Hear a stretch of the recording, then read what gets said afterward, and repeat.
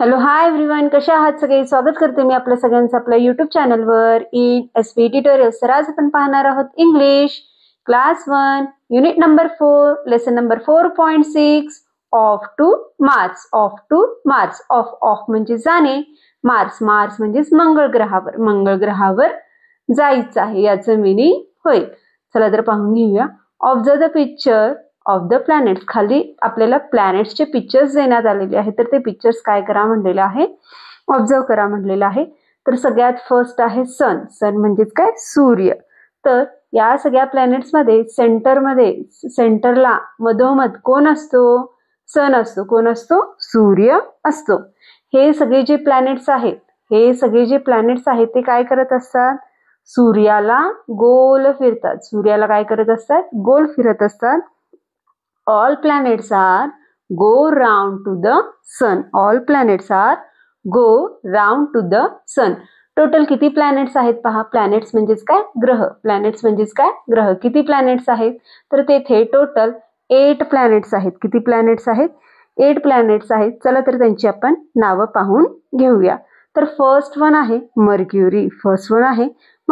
त्याला मराठीत आपण बुध असे म्हणतो. काय म्हणतो? बुध. सगळ्यात स्मॉलेस्ट प्लॅनेट आहे. काय आहे? सगळ्यात स्मॉलेस्ट, सगळ्यात लहान प्लॅनेट आहे, सगळ्यात लहान ग्रह आहे. क्लोजेस्ट टू सन. पहा, सूर्याच्या जवळ आहे. कुठं आहे? सूर्याच्या जवळ आहे. आणि व्हेरी हॉट, खूपच गरम असतो. काय असतो? हा मर्क्युरी जो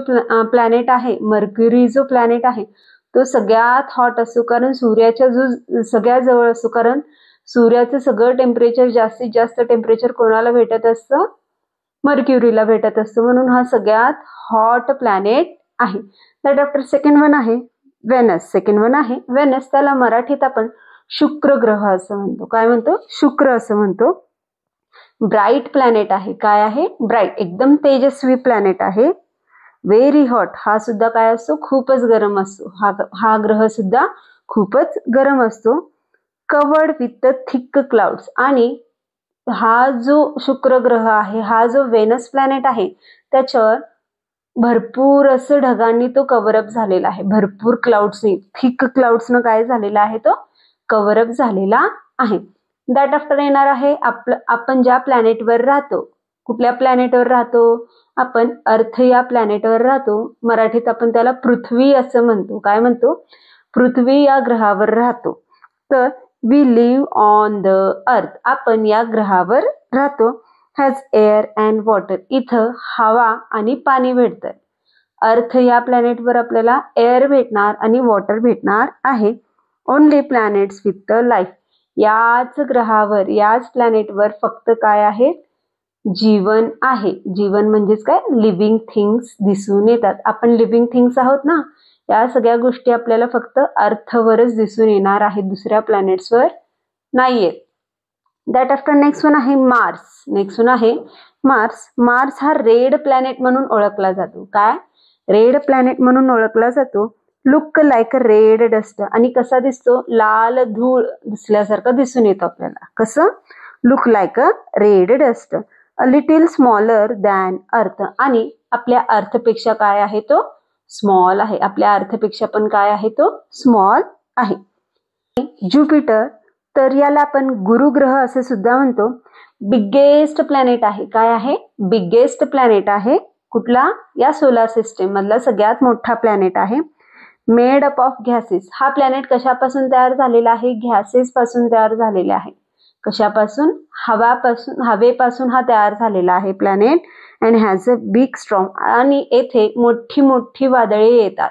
या ज्युपिटर प्लॅनेटवर बिग स्ट्रॉम्स येतात. काय येतात? बिग स्ट्रॉम्स येतात. दॅट आफ्टर नेक्स्ट वन आहे सॅटर्न. सॅटर्नला आपण शनी ग्रह असं सुद्धा म्हणतो. As a beautiful ring. त्याला काय आहे? छोटंसं छान असं रिंग आहे, सुंदर असं रिंग आहे. अँड सेकंड बिगेस्ट प्लॅनेट आहे हा काय आहे? Jupiter after second biggest planet आहे सोलार सिस्टीम मधला. दॅट आफ्टर नेक्स्ट वन आहे युरॅनस लुक ब्ल्यू ग्रीन. कसा दिसतो युरॅनस प्लॅनेट कसा दिसून येतो? ब्ल्यू अँड ग्रीन दिसून येतो. And very cold. कसा आहे? खूपच थंड हवामान आहे तिकडचं. टेम्परेचर खूपच थंड असणार आहे. Very cold. Spins on its side. स्वतःच्या बाजूने तो तिरका फिरतो. कसा फिरतो? तिरका फिरतो. त्यालाच स्पिन्स ऑन इट्स साइड्स म्हटलेलं आहे. त्यात आफ्टर नेक्स्ट वन आहे नेपच्यून. नेक्स्ट वन आहे नेपच्यून, फारदेस्ट प्लॅनेट. पहा, सगळ्यात लांबचा प्लॅनेट आहे, सगळ्यात लास्टला असतो, त्याला फारदेस्ट असं म्हटलेलं आहे. Very cold and windy. खूपच थंड असतं आणि खूपच वारे वाहतात. कुठं? नेपच्यूनवर. And looks deep blue. कसा दिसतो? एकदम डार्क ब्ल्यू दिसून येतो. अशा प्रकारे हे पिक्चर्स ऑफ प्लॅनेट येथे आपण ऑब्झर्व करू शकतो. दॅट आफ्टर नेक्स्ट वन आहे रीड अलाउड. रीड अलाउड म्हणजेच मोठ्यानं वाचा. मोठ्यानं वाचा. चला तर पाहून घेऊया. Baby bear want to go to the Mars. Baby bear. Baby bear म्हणजेच काय?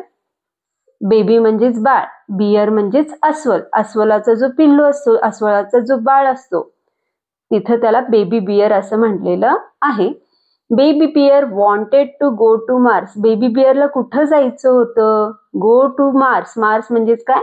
मंगळ ग्रहावर जायचं होतं. या बेबी बिअरला मंगळ ग्रहावर, मार्स प्लॅनेटवर जायचं होतं.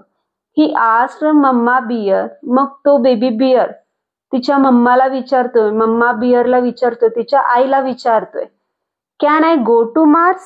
तर विचारतोय तो तिला, can I go to Mars? तर मी मार्सवर जाऊ शकतो का? मार्स या प्लॅनेटवर जाऊ शकतो का? असं तो तिच्या मम्माला विचारतोय, तो तिच्या आईला विचारतोय.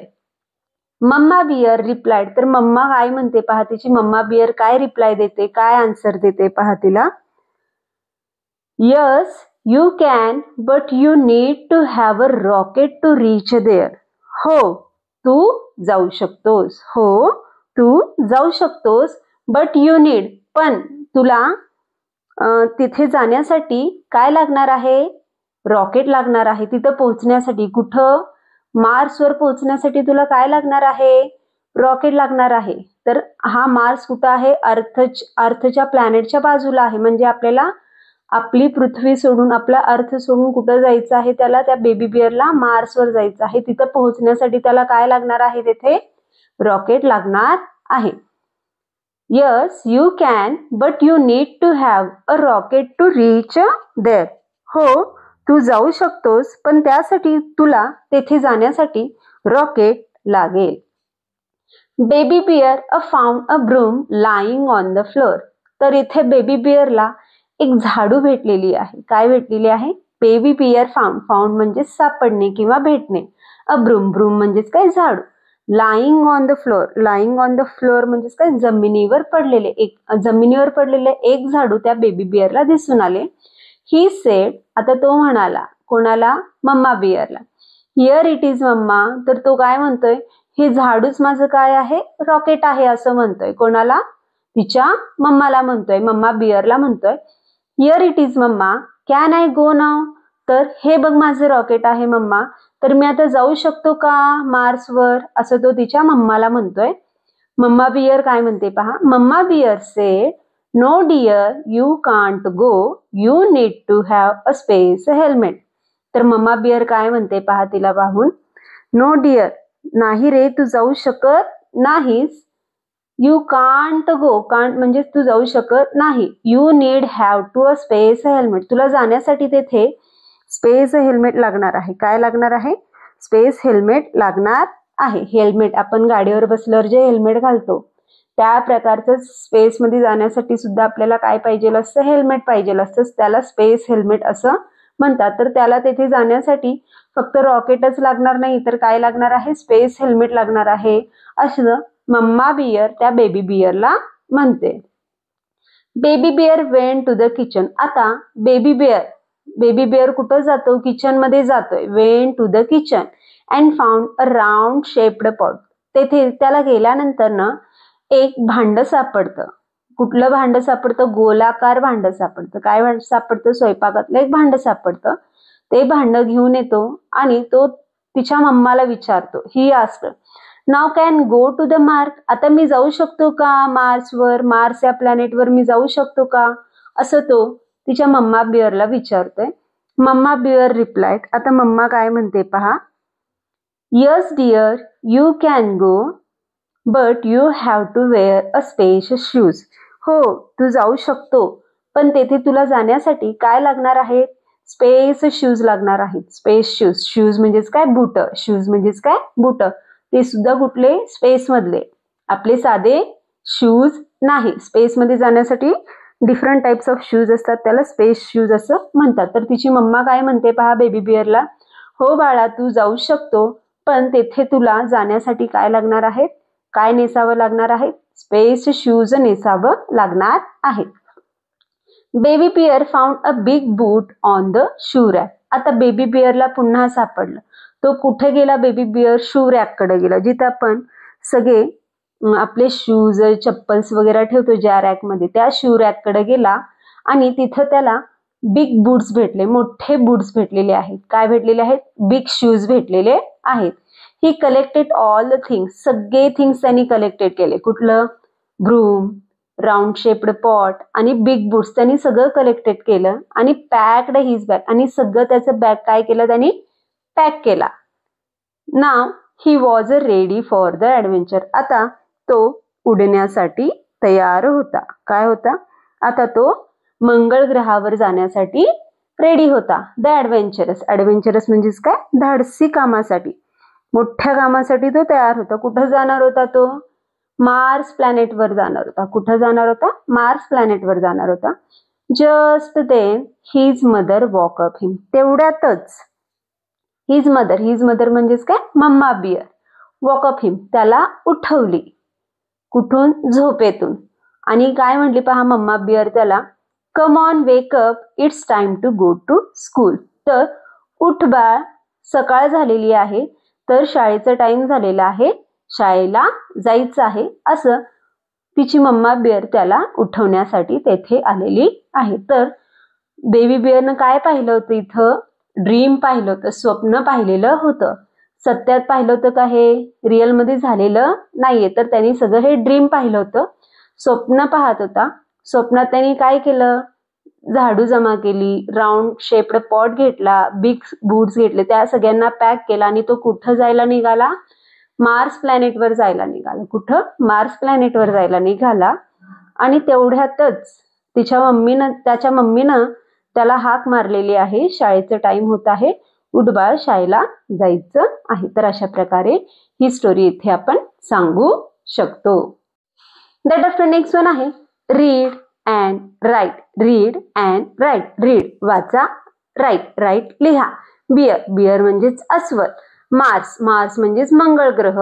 रिप्लाइड म्हणजेच उत्तर देणे. रॉकेट म्हणजेच ज्यात बसून आपण एका ग्रहावरून दुसऱ्या ग्रहात जातो, त्या वाहनाला रॉकेट असे म्हणतात किंवा यान सुद्धा असं म्हणतात.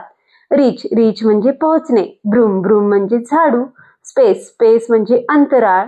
हेल्मेट म्हणजे जेव्हा आपण वाहनातून प्रवास करत असतो, गाडीवरून प्रवास करत असतो, आपल्या डोक्याला जे साधन बांधलं जातं त्याला हेल्मेट असं म्हणतात. शेप्ड म्हणजेच आकार. कलेक्टेड म्हणजे जमा. शू रॅक म्हणजे जेथे आपण आपले चप्पल, शूज वगैरे सगळे ज्या स्टँड मध्ये ठेवतो त्याला शू रॅक असं म्हणतात. ॲडव्हेंचरस म्हणजेच काय? धाडसी कार्य किंवा धाडस. वॉक म्हणजेच उठणे. Tick the correct answer. तर खाली काही क्वेश्चन्स विचारण्यात आलेले आहेत, पिक्चर्स देण्यात आलेले आहेत. करेक्ट ऑप्शन्सला आपल्याला काय करायचं आहे? टिक करून घ्यायचं आहे. चला तर पाहून घेऊया. What did the baby bear find as a rocket. तर इथं बेबी बिअरला रॉकेट म्हणून काय भेटलेलं आहे? रॉकेट घेऊन गेला का तो ब्रूम घेऊन गेला? तर आपण स्टोरी पाहिलं तर स्टोरीमध्ये त्याला काय भेटलेलं होतं? तर स्टोरीमध्ये त्याला रॉकेटच्या ऐवजी त्याला तिथं काय भेटलेलं आहे? ब्रूम भेटलेलं आहे. काय भेटलेलं आहे? ब्रूम भेटलेलं आहे, झाडू भेटलेलं आहे. तर करेक्ट ऑप्शन्स काय आहे? ब्रूम आहे. करेक्ट ऑप्शन काय आहे? ब्रूम आहे. तर इथं आपण टिक करून घेऊया. दॅट आफ्टर नेक्स्ट वन आहे what did the baby bear choose as a space helmet. तर इथं बेबी बिअरनं ॲज अ स्पेस हेल्मेट म्हणून कशाचं निवड केलेलं आहे? हेल्मेट भेटलं का त्याला, का राऊंड शेप्ड पॉट भेटलं? तर स्टोरीमध्ये आपण पाहिलं त्याला स्पेस हेल्मेट म्हणून काय भेटलेलं आहे? राऊंड शेप्ड पॉट भेटलेला आहे. काय भेटलेलं आहे? Round shaped pot. तर करेक्ट आन्सर आहे round shape pot. That after next one आहे what did the baby bear use as a space shoes? Space shoes म्हणून त्यांनी कशाचा वापर केलेला आहे? स्पेस शूज भेटलेत का त्याला? नाही, तर तिथं त्याला बिग बूट्स भेटलेले होते. काय भेटलेले होते? बिग बूट्स भेटलेले होते. त्यांनी स्पेस शूज साठी बिग बूट्सचा इथे वापर केलेला आहे. तर आन्सर काय आहे? बिग बूट्स येईल. तर त्याला टिक करून घेऊया. दॅट आफ्टर नेक्स्ट वन आहे, would you like to know more about the planets? तर तुम्हाला प्लॅनेट्स बद्दल जास्त माहिती ऐकायला आवडेल का? असे इथे क्वेश्चन्स विचारण्यात आलेला आहे. Read more stories about the planets with the help of your parents. तर इथे प्लॅनेट्सची स्टोरी रीड करा म्हणलेलं आहे. प्लॅनेट्स बद्दल माहिती जमा करा म्हणलेलं आहे with help of your parents. पेरेंट्सचं हेल्प घेऊन इथं प्लॅनेट्स बद्दल मोर इन्फॉर्मेशन कलेक्ट करा असं म्हटलेलं आहे. तर अशा प्रकारे आज आपण lesson number 4.6 off to Mars हा लेसन पाहिलो. तर व्हिडिओ आवडल्यास लाईक करा, शेअर करा, सबस्क्राईब करा. पुन्हा भेटूया असेच अनेक व्हिडिओ घेऊन. Bye bye.